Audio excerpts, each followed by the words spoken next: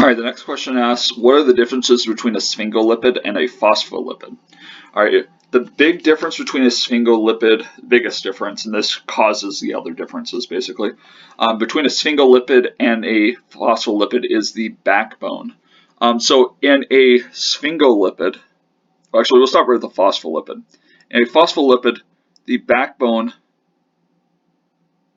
which is shown right here, is it has 3 carbons, each one has an alcohol on it. The backbone of a phospholipid is glycerol. Right. Whereas in sphingolipids, the backbone is a more complicated molecule called sphingosine. Now, sphingosine, basically the way I like to remember it is these 3 carbons up here are basically kind of the same 3 carbons that we have in glycerol. But sphingosine has this portion down here. It basically includes a lipid tail on it already. All right, and it also has 3 different groups off of it. This hydroxyl group, another hydroxyl group on the top, and an amine. All right, now since sphingolipids already contain one one hydrophobic tail here, they only bond to one fatty acid, whereas phospholipids they end up binding to 2 fatty acids. All right, so there's only one fatty acid in a sphingolipid, whereas phospholipids have 2.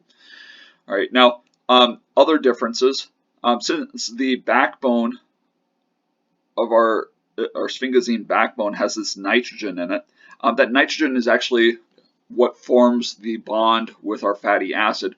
So the bond is actually an amide bond here, as opposed to the ester bonds that are formed in phospholipids. Now, the last part here is not a difference, it's actually the similarity. Both of these end up having, kind of 2 hydrophobic tails on them, and they also end up having a phosphate head group here.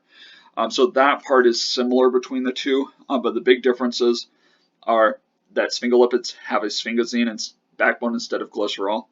They only contain a single fatty acid, and their fatty acid is bound to the backbone through an amide linkage instead of an ester linkage. And that is it for this question.